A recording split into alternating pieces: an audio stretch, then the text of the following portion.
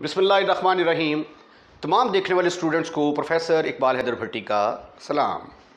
My dear students, हम mechanics का chapter composition of forces discuss कर रहे हैं और आज जो टॉपिक मैं आपके साथ डिस्कस करने जा रहा हूं उसका नाम है मोमेंट ऑफ ए फोर्स। आइए देखते हैं कि ये मोमेंट ऑफ ए फोर्स क्या होता है। जब भी हम किसी जिस्म पर, किसी बॉडी के ऊपर कोई फोर्स अप्लाई करते हैं तो दो पॉसिबिलिटीज़ होती हैं। या तो वो बॉडी डिस्प्लेस कर जाएगा किसी डायरेक्शन में, या वो अपने किसी ख़ास पॉइंट के गिर्द रोटेट करना शुरू कर देगा। When a force is applied, when a force is applied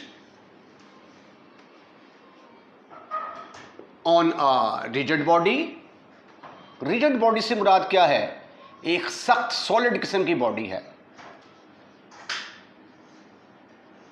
क्योंकि अगर लिक्विड टाइप होगी या गैस टाइप होगी तो लिक्विड मतलब पानी है तो पानी को तो हम पुश नहीं ना कर सकते, तो वो डिस्प्लेसमेंट नहीं करेगा। ठीक है, तो जो बॉडी होनी चाहिए वो रिजिड होनी चाहिए, सख्त सॉलिड बॉडी होनी चाहिए।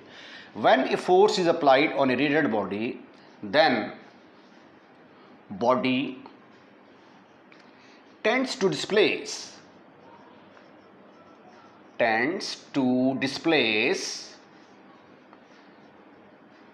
in any direction or tends to move or tends to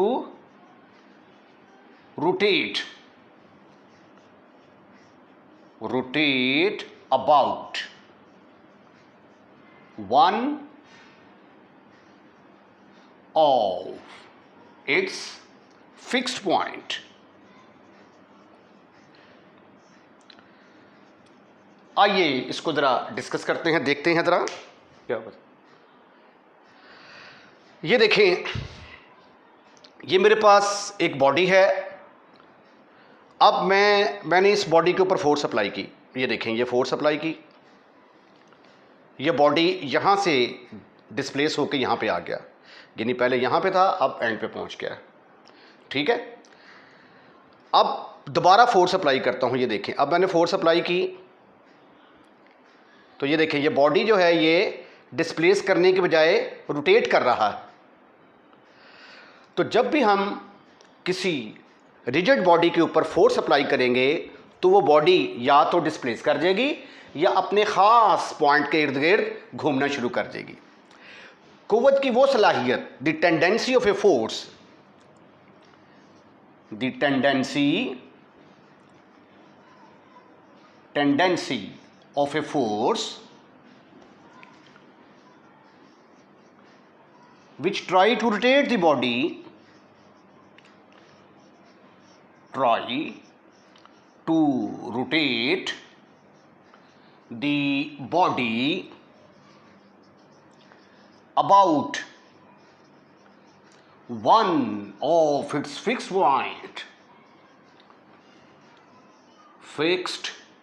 point is called moment of a force। moment of a force। फर्ज किया कि मेरे पास ये एक रिजिड बॉडी है। ये देखें, ये बॉडी है मेरे पास, इसके ऊपर मैंने फोर्स एफ अप्लाई की।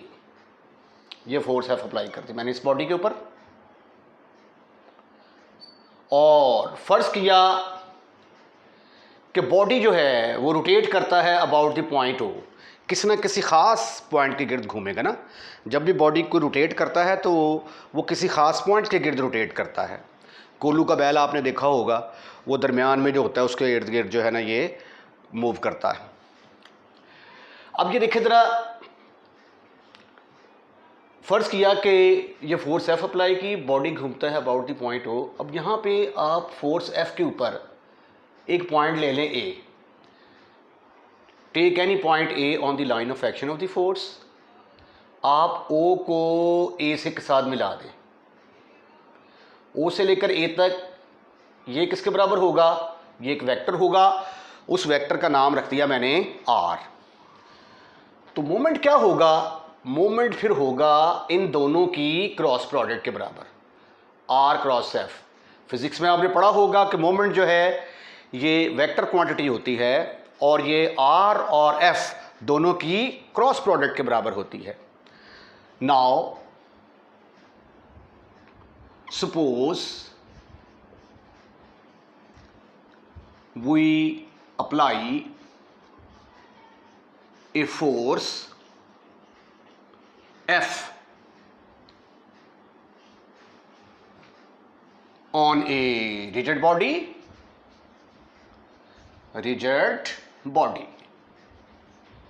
and body is rotated, body घूमता है, कहां पे घूमता है, rotated about the point O। उसके बाद फिर क्या किया आपने, पॉइंट A लिया। Now take any point A on the line of action of the force F, line of action of the force F।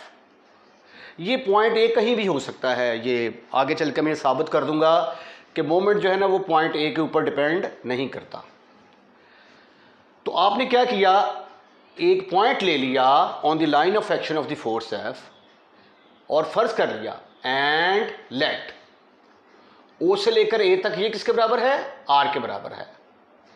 Then moment of a force is, moment of a force is किसके बराबर होगा, M is equal to R cross F।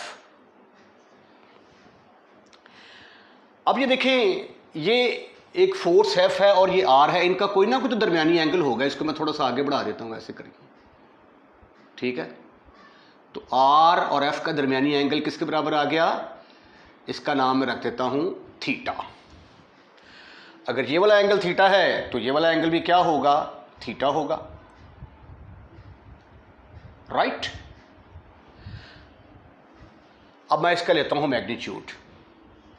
Let theta is the angle between R and F। जब ये दो vectors के दरमियान आप comma लगाते हैं तो इसका मतलब होता है कि इन दो वेक्टर्स का दरमियानी एंगल, तो इन दो वेक्टर का दरमियानी एंगल हमने सपोज कर लिया कि थीटा के बराबर है। अब आप इसका मैग्नीट्यूड लें, M magnitude will be equal to, ये आ जाएगा R क्रॉस F का मैग्नीट्यूड।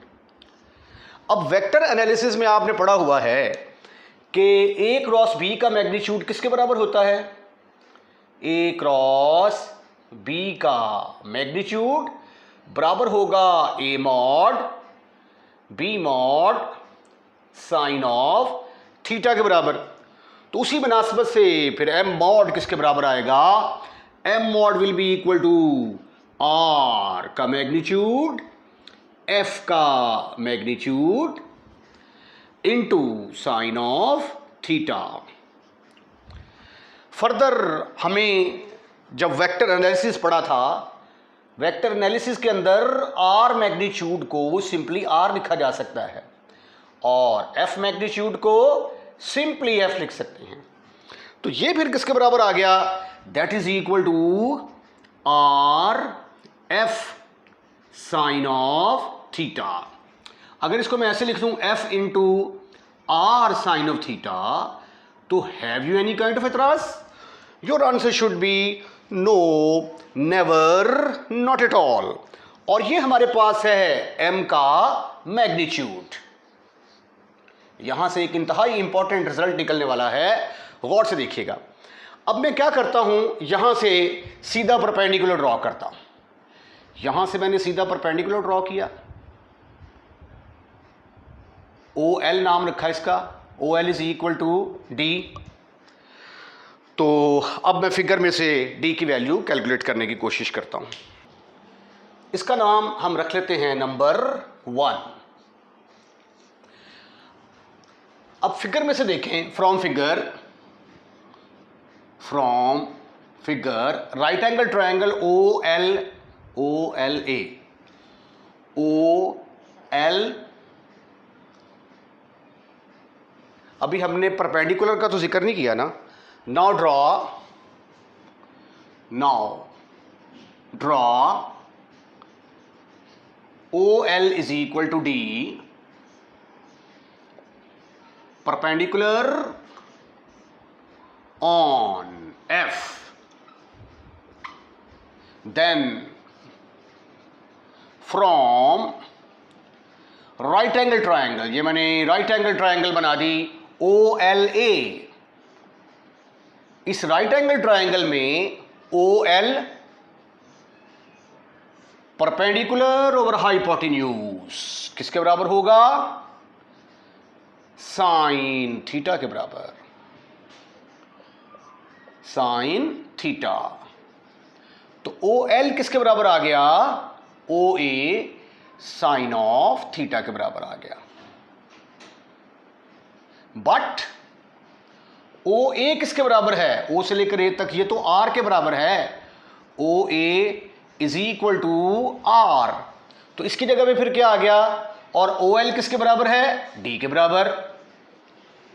तो ये फिर बराबर आ गया D is equal to R sine of theta. अब ये यहां पे जो साइन थीटा है ना, R F sine theta, F sine theta, actually ये जो फोर्स हमने अप्लाई की है, इस फोर्स के दो कंपोनेंट होंगे ना, एक अलोंग हॉरिजेंटल और एक अलोंग वर्टिकल। तो इसका जो वर्टिकल कंपोनेंट होगा वो जो है वो बॉडी को रोटेट करने पर मजबूर करता है। और चूंकि क्रॉस प्रोडक्ट के अंदर साइन आता है तो इसलिए हम मोमेंट को वेक्टर क्वांटिटी तस्वर करते हैं। अब ये जो D is equal to R sine theta आया है, इसको उठाकर आप इक्वेशन नंबर 1 में पुट कर दें। पुट इन 1, तो M किसके बराबर आ गया? M is equal to F into R sine theta की जगह पे आ गया D। मैं सपोज कर लेता हूं कि M का जो मैग्नीट्यूड है इसका नाम मैंने रख दिया G। तो G किसके बराबर आ गया? F इंटू D के बराबर। तो आज के बाद आपने मोमेंट का जो मैग्नीट्यूड है उसका फार्मूला कैसे याद रखना है? Force into perpendicular distance. Moment कैसे निकाला करेंगे? Force into perpendicular distance.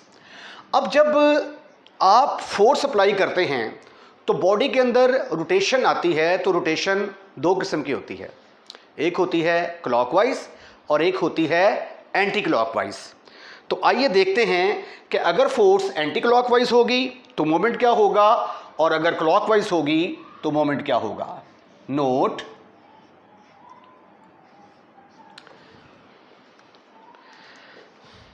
if rotation is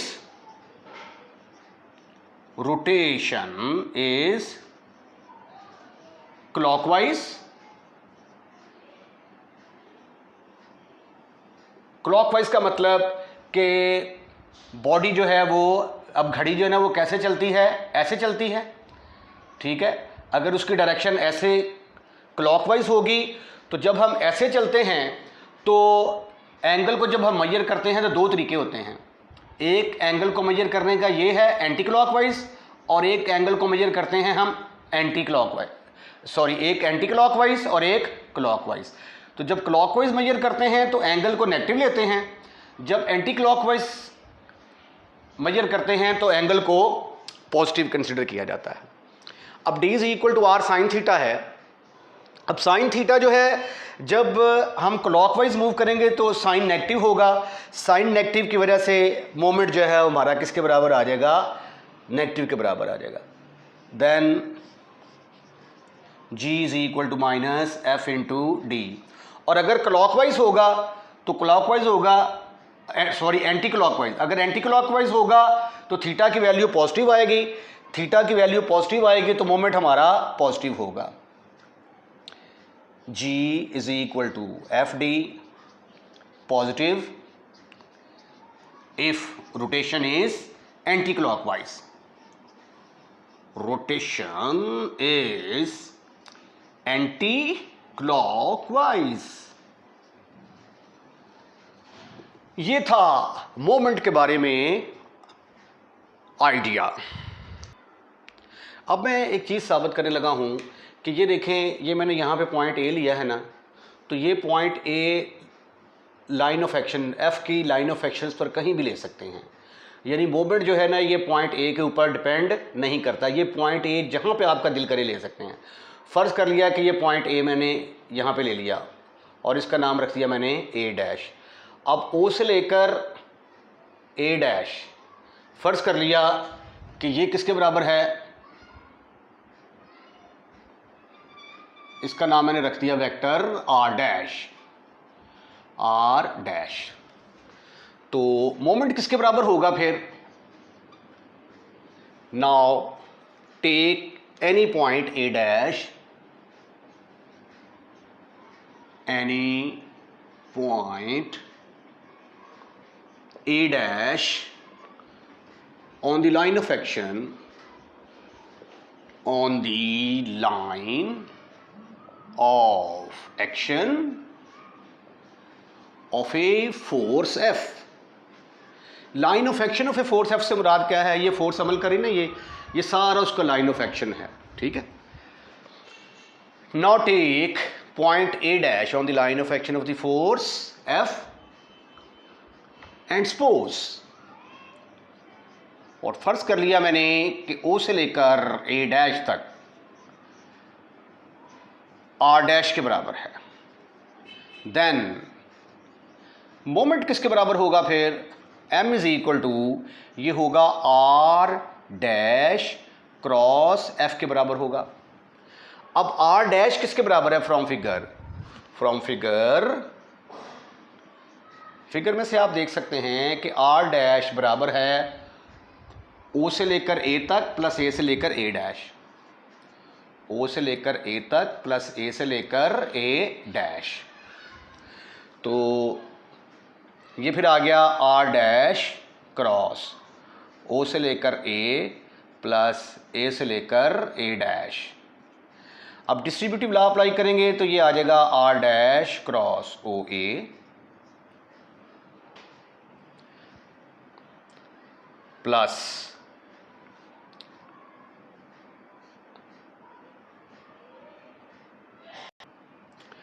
ये ज़रा वैल्यू गलत सब्स्टिट्यूट कर दी मैंने। आर डैश की जगह पे क्या आएगा? ओ A plus A dash cross F. अब डिस्ट्रीब्यूटिव लॉ अप्लाई करेंगे तो ये बनेगा ओ ए क्रॉस एफ प्लस ए डैश क्रॉस एफ। अब ये देखें ए डैश, ये यहाँ से लेकर यहाँ तक ये ए डैश है और एफ दोनों की डायरेक्शन सेम है। अगर तो इसका मतलब है कि दोनों वेक्टर को लीनियर हैं, एक ही लाइन के ऊपर लाई कर रहे हैं। तो अगर दो वेक्टर कोलिनियर हों तो उनकी क्रॉस प्रोडक्ट 0 के बराबर होती है, या अगर दो वेक्टर पैरेलल हों तो भी जो है वेक्टरों की क्रॉस प्रोडक्ट 0 के बराबर होती है। तो therefore A dash cross F will be equal to 0। तो ये किसके बराबर आ जाएगा फिर? और ओ ए किसके बराबर है? O A that is equal to R. तो ये फिर बराबर आ गया आर क्रॉस एफ प्लस इसकी जगह पे आ गया 0 वेक्टर। अब 0 वेक्टर को किसी भी वेक्टर के अंदर ऐड कर दिया जाए तो जवाब वही वेक्टर आ जाता है। तो ये देखें एक मरतबा फिर मोमेंट आपका किसके बराबर आ गया? आर क्रॉस एफ के बराबर आ गया, ठीक है। तो ये हालांकि हमने लाइन ऑफ एक्शन कहाँ पे लिया था? फोर्स एफ के ऊपर, फोर्स एफ की लाइन ऑफ एक्शन के ऊपर हमने ए डैश ए के अलावा कहीं और लेके देखा तो भी ये मोमेंट हमारा आर क्रॉस एफ के बराबर ही आया। तो यहाँ से फिर एक रिजल्ट निकला कि ये जो हमारा मोमेंट है वो ये जो हम पॉइंट इसके ऊपर लेते हैं ना, line of action of the force F के ऊपर, इसके ऊपर डिपेंड नहीं करता। एक छोटा सा थ्योरम, नन्ना मुन्ना सा थ्योरम है और नाम है इसका वेरिगन्स थ्योरम। तो अब चूँकि थ्योरम का नाम आ गया है वेरिगन्स थ्योरम, तो जैसा कि मैंने आपको पहले बताया था कि ऐसे थ्योरम्स जिनका कोई नाम होता है वो पेपर में आते हैं स्टेट एंड प्रूव। तो लिहाजा इसकी स्टेटमेंट जो है वो आपको याद करनी पड़ेगी। ये जब भी पेपर में आएगा तो इसी तरीके से आएगा, स्टेट एंड प्रूव वेरिगन्स थ्योरम। और अगर आप बीएस ऑनर्स के स्टूडेंट हैं तो शॉर्ट क्वेश्चंस के अंदर ये आपको इसकी स्टेटमेंट भी आ सकती है, स्टेट वेरिगन्स थ्योरम। तो आइए देखते हैं वेरिगन्स थ्योरम क्या चीज़ है।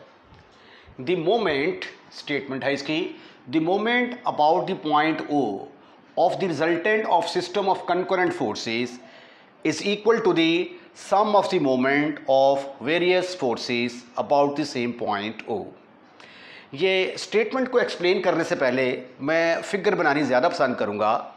मैं ये सपोज कर लेता हूँ कि मेरे पास एक सिस्टम ऑफ फोर्सेस है जो कि पॉइंट ओ के ऊपर अमल कर रहा है। फ़र्ज़ कर लिया ये पॉइंट ओ है, ये मेरे पास फोर्स है F1 रख लेते हैं नाम इसका,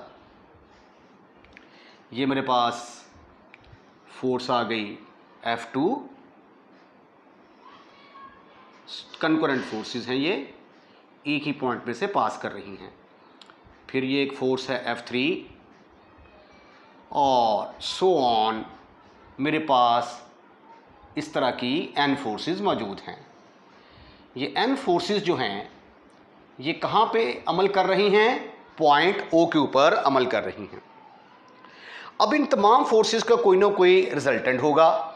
मैं फ़र्ज़ कर लेता हूँ कि let R be their resultant, ये फ़र्ज़ कर लिया कि इन तमाम फोर्सेस का रिजल्टेंट है।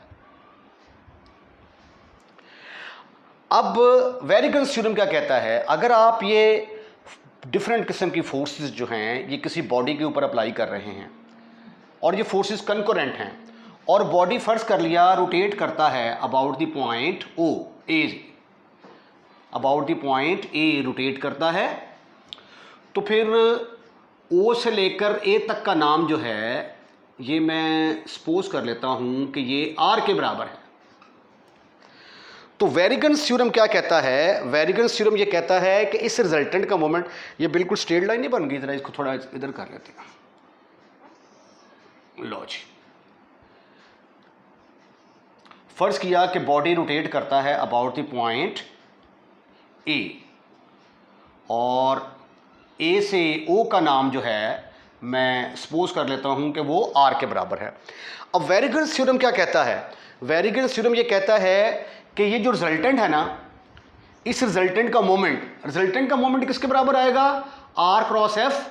अब एफ की जगह पे यहाँ पे क्या है? आर, तो इसका मोमेंट किसके बराबर आ गया? आर के बराबर।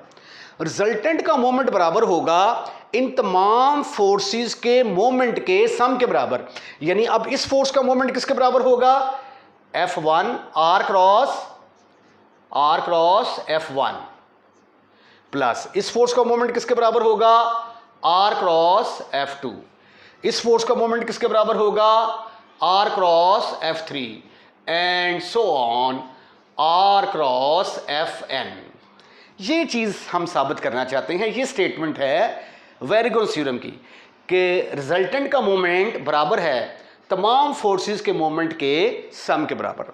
अब दोबारा स्टेटमेंट पढ़ते हैं। The moment about the point O of the resultant, about the point O ले रहे हैं तो फिर इसको थोड़ा चेंज करना पड़ेगा। ये पॉइंट ओ आ गया और ये ए आ गया। The moment about the point O, किसका moment? Of the resultant of a system, यानी रिजल्टेंट हमारा ये है, इसका मोमेंट किसके बराबर होगा? Of a system of concurrent forces is equal to the sum of the moment of various forces, sum of the moment of the various forces acting at the point A. तो आइए इसको proof करने की कोशिश करते हैं। Let forces F1, F2, F3 so on Fn are acting at the point A, यानी ये तमाम फोर्सेस कंकरेंट है। Let R be their resultant। ये मैं चीज इस चैप्टर के अंदर साबित कर चुका हूं कि अगर फोर्सेस कंकरेंट हो तो उन फोर्सेस का रिजल्टेंट तमाम फोर्सेस के सम के बराबर होता है। तो लिहाजा इन तमाम फोर्सेस को मैं जब ऐड करूंगा तो वो किसके बराबर आएगा? रिजल्टेंट R के बराबर आएगा। यानी R किसके बराबर आ गया? F1 plus F2 plus F3 plus so on Fn। इन तमाम फोर्सेस को ऐड किया तो ये रिजल्टेंट R आ गया। अब आगे हम सपोज करते हैं लेट बॉडी इज रोटेटेड, ये गिवन है स्टेटमेंट में, but body is rotated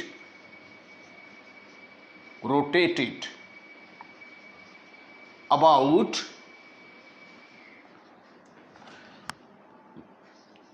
the point O।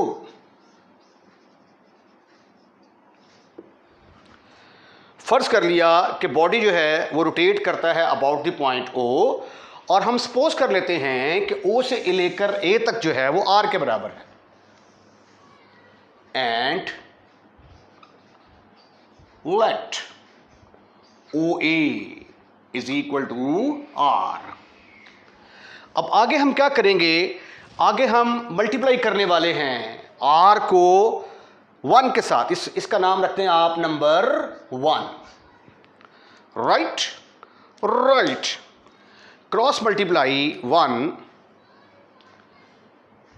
Cross multiply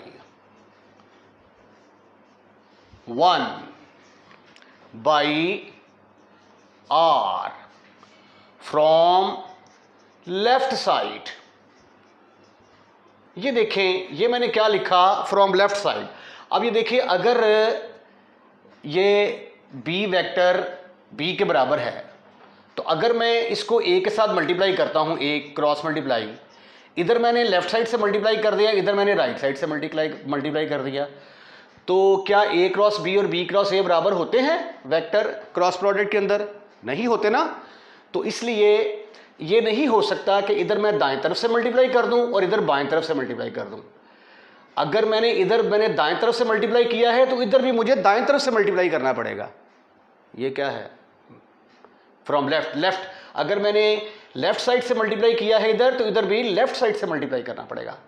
और अगर मैं इसको राइट साइड से मल्टीप्लाई करता हूं तो इधर भी राइट साइड से मल्टीप्लाई करना पड़ेगा। अब चूंकि मैंने लेफ्ट साइड से मल्टीप्लाई करना है तो R की लेफ्ट साइड क्या बनती है? ये वाली। तो ये आ जाएगा R cross R, R cross capital R is equal to R cross right hand side में क्या है? F1 plus F2 plus F3 plus so on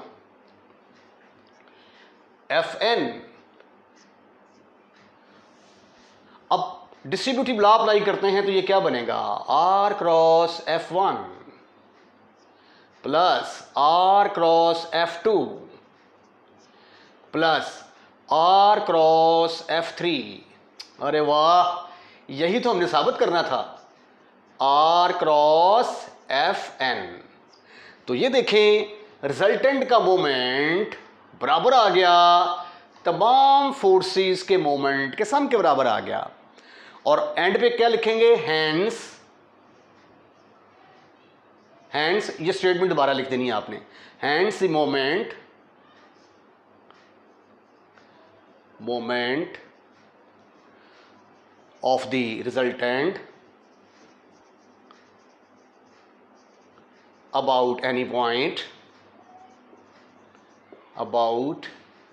point O is equal to the sum of moment of various forces about the same point O. About the same point O. Okay, इसके साथ ही ये वाला जो theorem है वेरीगन्स theorem, इसका proof खत्म। इसके साथ ही आज का लेक्चर हम यहीं पे वाइंड अप करते हैं। अगर आपको हमारी वीडियो पसंद आई है तो इसको लाइक ज़रूर कीजिएगा, और अगर आपने लाइक कर दिया है तो फिर अपने दोस्तों में भी इसको ज़रूर शेयर कीजिएगा। अगर आपने हमारा चैनल अभी तक सब्सक्राइब नहीं किया तो चैनल सब्सक्राइब करना मत भूलिएगा। अपना ख्याल रखिएगा। अल्लाह हाफिज़।